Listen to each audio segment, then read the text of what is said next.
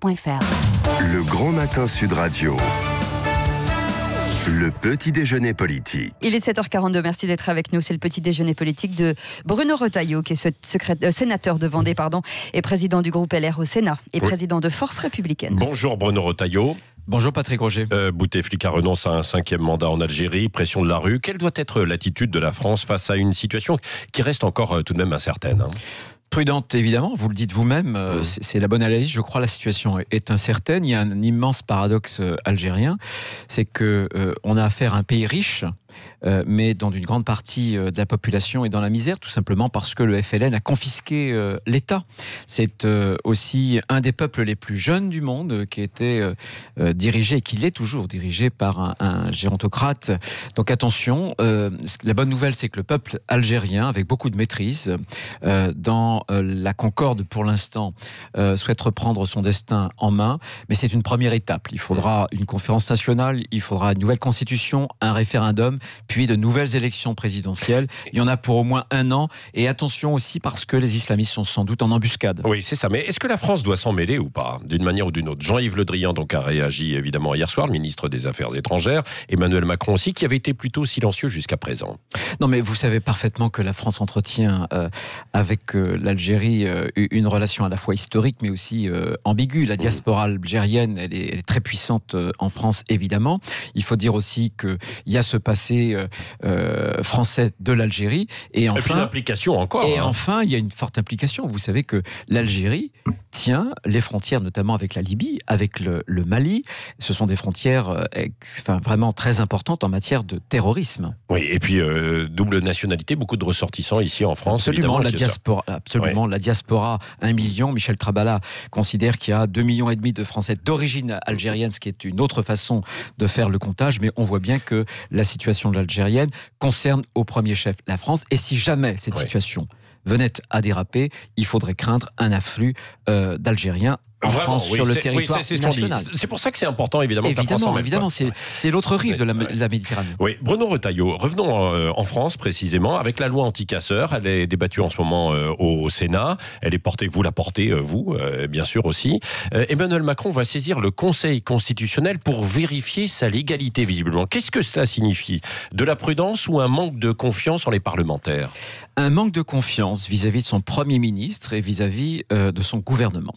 Puisque je voudrais rappeler que, certes, j'ai déposé et nous avons voté à mon initiative au Sénat ce texte pour faire en sorte que le droit de manifester pacifiquement puisse être respecté en France et pour essayer d'extirper les ultra-violents, les Black Blocs, etc. Mais c'est le Premier ministre qui l'a repris. Ce texte, vous vous souvenez de son entretien à la télévision, c'était au mois de janvier, et c'est le gouvernement, le ministre de l'Intérieur, qui avait déposé le fameux amendement qui prolongeait l'interdiction administrative de manifester sur l'ensemble du territoire national pendant 1 mois, ce que le Sénat d'ailleurs avait eu la sagesse de ne pas faire. Donc Emmanuel Macron, en réalité, en appelle au Conseil constitutionnel pour que ce dernier tranche contre ce qu'a décidé son gouvernement et sa propre majorité. Les Bras-Mentons, vous savez qu'en 60 ans de 5e République, c'est la seconde fois seulement. Oui. Mais ça veut dire quoi alors que Emmanuel Macron... C'est le en même temps. À la fois, il fallait séduire l'électorat de droite en reprenant notre texte parce que l'État a eu de la peine à affirmer son autorité pour faire respecter la paix, bien entendu, et le calme pendant des mois et des mois. Et aussi, on ne laisse pas à la gauche le soin de saisir le Conseil constitutionnel. Il donne des gages à la gauche qui voit justement dans cette loi une question un peu liberticide. Mais c'est le en même temps d'Emmanuel Macron. Il vous dira un jour noir et le lendemain il vous dira blanc. Ça ne le gêne pas, vous savez. Mais alors à quoi ça va servir finalement de la voter là, au Sénat aujourd'hui si vous devez attendre? Non, mais vous savez pourquoi on va la voter? Se pose des questions là en se disant oui, on met cette loi anti-casseurs sur la table, on est plutôt d'accord, et puis alors là on va saisir ce Conseil constitutionnel, ce qui veut dire que ça va être reporté avant l'application, non? Et ça va être long. Un mois. Le saisine suspend la promulgation de la loi pour qu'elle puisse s'appliquer pendant 1 mois. Non, nous allons et nous voulons, nous souhaitons voter conforme ce texte parce que s'il repart à l'Assemblée nationale, il n'y aura plus de texte. Et les Français, ils en ont marre de voir ce désordre, cette violence. Nous étions proches de l'émeute, de l'insurrection, vous vous rendez compte, au mois de décembre. Est-ce qu'on peut laisser le droit, qui est un droit constitutionnel, un droit sacré, le droit de manifester, être dévoyé par ces casseurs qui veulent piller et qui propagent la haine anti-flic, c'est-à-dire la haine de la République. Ça n'est pas possible. Et ce texte crée le délit de dissimulation. Quand on se dissimule le visage... C'est là où ça coince, Bruno Retailleau. Peut-être que la création de ce délit, justement, dissimulation du visage... Pourquoi vous vous souvenez avec la burqa, on nous objectait les mêmes arguments. C'est pas la même chose. Mais si, c'était dissimuler son visage dans l'espace public. Là, on a un certain nombre de casseurs qui veulent échapper à la justice, et pour échapper à la justice, ils dissimulent leur identité. Pourquoi ? Parce que le droit pénal a un angle mort. Il s'agit, lorsqu'on peut vous condamner, d'établir le lien direct entre la commission de l'acte, du délit, d'une part, et bien sûr votre identité. Mais si vous dissimulez l'identité, vous privez la justice de ce moyen-là. Oui, mais on sait qu'il y a des gaz lacrymogènes et donc il faut se protéger, on se dissimule un peu le visage. Patrick Roger, vous voulez rire. Non. Vous pouvez peut-être me dire aussi que comme les manifestations se déroulent en plein jour, il faut aussi se préserver des UV. Sans doute, vraisemblablement. Vous n'êtes pas allé dans les manifestations voir comme Jean-Luc Moudin, par exemple, il avait fait lui avec un casque pour voir qui étaient véritablement ces manifestants. Non, vous voyez, je suis pas allé au cœur de l'action avec ces groupuscules. Avec ces groupuscules nihilistes pour lesquels la violence est une forme de défoulement. Ils ont ruiné des commerçants. Tous les gilets jaunes, si. Ils défigurent. Je ne parle pas des gilets jaunes, Patrick Roger. Et je ne confonds pas les gilets jaunes et les cagoules noires. Et notre texte, nous l'avons déposé, j'y reviens, à la suite des exactions des Black Blocs au mois de mai dernier. Nous l'avons déposé au mois de juin, c'était donc plus de 6 mois avant l'épisode des Gilets jaunes. Non, le texte vise à préserver le droit de manifester pacifiquement. Parce que depuis des semaines, des voix s'élèvent qui demandent l'interdiction de manifester. Eh bien, moi je pense qu'on ne doit pas demander l'interdiction de manifester, on doit demander la mise hors d'état de nuire de ceux qui dénaturent le droit de manifester. Bon, venons-en aussi au grand débat. C'est la fin cette semaine, mais Emmanuel Macron voudrait jouer les prolongations, par exemple, avec des déplacements en région, et je crois qu'il irait dans votre région, les Pays de la Loire, où il n'est pas allé. Comment vous prenez cette stratégie ? Vous l'avez dit, c'est une stratégie politicienne. L'histoire retiendra que finalement, le mouvement il y a toujours de la stratégie dans la politique. Gilets jaunes, le mouvement des Gilets jaunes aura remis en scène Emmanuel Macron, aura sauvé Emmanuel Macron, il lui a donné l'occasion de faire campagne. Et Emmanuel Macron est talentueux en campagne, on peut le lui reconnaître. Il est talentueux en campagne et va vouloir essayer de se mettre en scène. Il se met en scène, il est au centre de la scène, il monopolise énormément la parole publique, il focalise l'ensemble des médias, notamment les chaînes d'information en continu. Et malheureusement, je vais vous dire, ma crainte, moi, c'est que on puisse escamoter la campagne européenne. On a déjà escamoté la campagne des présidentielles. Donc c'est ce qu'il veut faire, selon vous. Ce grand débat risque de mordre sur la campagne européenne, qui est l'une des plus importantes, parce que je crois que vraiment, l'Europe a rendez-vous avec son histoire, où l'Europe change, où l'Europe meurt, mais faudrait-il argumenter ? Et je crains que ça soit difficile si on étire trop longtemps cette période. Oui, mais Bruno Retailleau, c'est à vous d'exister. Votre famille, portée par Laurent Wauquiez, aujourd'hui François-Xavier Bellamy pour les européennes. Vous avez raison. Et là, on a du mal à saisir la stratégie, là je reviens sur la stratégie de Laurent Wauquiez.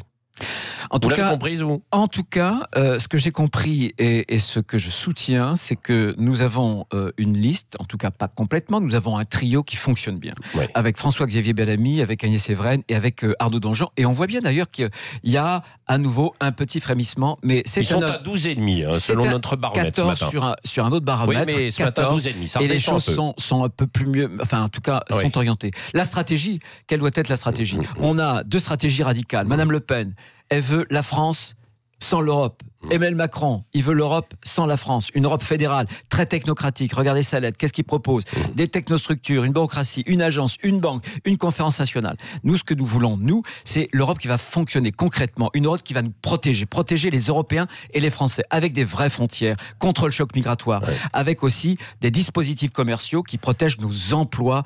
Et je pense que ça, c'est fondamental. Oui, demain, vous organisez une convention de votre mouvement Force républicaine, Bruno Retailleau, Radio avec ce thème réformer la démocratie. Parmi les invités, j'ai cru comprendre qu'il y avait Jean-Pierre Chevènement et le gilet jaune Benjamin Cauchy. C'est ça, qu'est-ce que vous voulez Écoutez, la démocratie, c'est le débat. Oui. Évidemment. Et moi, je pense que, d'abord, c'est ce que fait Force républicaine. C'est que moi, je veux contribuer au débat parce que je pense que ma famille politique, la droite en général, n'aime pas suffisamment les idées. Et aujourd'hui, on gagne un combat politique avec les idées. Il faut les renouveler profondément. Et la crise des Gilets jaunes exprime aussi une crise de la démocratie. Oui, c'est ça. Voilà. Est-ce que vous êtes d'accord avec le RIC, le référendum d'initiative citoyenne? C'est une bonne idée ou pas? Non, mais moi, je pense en revanche qu'on doit pouvoir faire une place beaucoup plus large au référendum. Oui. Deux exemples. Le référendum d'initiative partagée, c'est l'article 11, notamment parce qu'aujourd'hui, il y a trop de verrous. Il faut que 185 parlementaires, il faut plus de 4 millions de pétitionnaires. Je pense qu'il faut réduire ces chiffres pour le rendre beaucoup plus accessible. Donc vous êtes favorable au référendum? Et je suis favorable au référendum. Le RIC aussi ou pas? Les référendums locaux. Non, le RIC, c'est la démocratie radicale. Oui. C'est-à-dire que... Avec des citoyens tirés au sort. Voilà, c'est ça. C'est une démocratie radicale qui, au bout du bout... Pourquoi pas, après tout, non? Non. Dans certaines institutions. Qui, au bout du bout, tuera la démocratie. C'est ce que veulent un certain nombre de ceux qui veulent le promouvoir, qui se situent à l'extrême, d'ailleurs, du paysage politique. Et je suis aussi pour les référendums locaux, mais qui soient prescriptifs. Pas comme Notre-Dame-des-Landes, où on a fait un référendum et où on a fait l'inverse du résultat de la consultation publique. Oui. Vous sortez un livre la semaine prochaine, un message pour vos amis de droite, c'est ça? Un message pour les Français surtout. Moi, je pense que la politique a été très très abaissée et je pense qu'il faut repenser dans un monde nouveau, dans une nouvelle Europe, une France et proposer à mes compatriotes français, notamment à ceux de droite et du centre, ceux qui se reconnaissent dans mes convictions, une nouvelle espérance pour que demain il puisse y avoir une vraie alternance. Bruno Retailleau, question subsidiaire. Est-ce que vous avez lu le dernier livre de votre ancien meilleur ami Philippe de Villiers? Non, je ne l'ai pas lu, je ne le lirai pas. Vous ne le lirez pas? Pourquoi? Non, je ne le lirai pas. Il décrit une forme de complot lors de la construction européenne. C'est ce que j'ai entendu. Alors, si c'est pour relire des thèses complotistes qui sont colportées par l'extrême droite depuis toujours, j'ai entendu aussi qu'il prêtait à François Fillon des propos qu'il n'a jamais tenus. Non, je ne le lirai pas. Oui. Le mot de la fin avec Cécile de Ménibus. On reconnaît votre loyauté à Laurent Wauquiez, mais est-ce que vous vous sentez wauquiéiste ? Non, je pense que le problème de notre famille politique, c'est d'aimer les chefs et de penser que le chef suffit à rétablir une famille politique. Moi, j'avais proposé, juste après les élections législatives, de repousser d'1 an l'élection du président pour qu'on puisse s'attacher aux idées. Quel idéal on va proposer aux Français? L'idée avant le casting? Mais bien sûr. Et c'est ça le problème.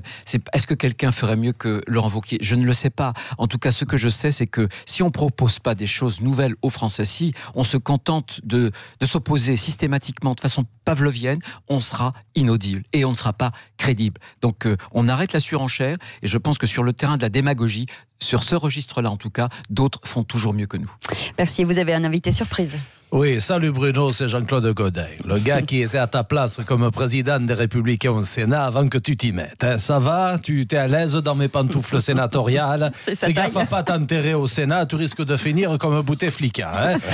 J'ai vu que tu allais sortir un bouquin intitulé Refondation qui explique comment reconstruire la droite française, mais tu penses pas que le seul vrai bouquin capable de sauver les Républicains, c'est plutôt un manuel de secourisme de première urgence pour animer le parti laissé à l'agonie par Laurent Wauquiez. Et je ne ferai pas de bouche à bouche, je te préviens de suite. Merci pour moi. Mais j'aime beaucoup Jean-Claude Gaudin. Pour la petite histoire, vous savez que c'est l'histoire des crèches. Et avec les suites judiciaires, c'était la Vendée, puisqu'on avait une crèche en Vendée. Et à chaque fois que je gagnais ou que je perdais une instance, tribunal administratif, cour administrative d'appel, et puis ensuite le Conseil d'État, Jean-Claude Gaudin m'envoyait un couple de santons de Provence, de superbes santons de Provence. Et j'ai donc 800 ans de Provence qui ont été offerts par Jean-Claude Gaudin. Je continuerai à t'en envoyer. Voilà. Merci Bruno Retailleau, sénateur de Vendée, président du groupe LR au Sénat et président de Force républicaine, était l'invité ce matin de Sud Radio. Et Dany Moreau, bien sûr, qu'on retrouve aux alentours de 8h. On va rester avec nous. 7h56, bon réveil, c'est Sud Radio.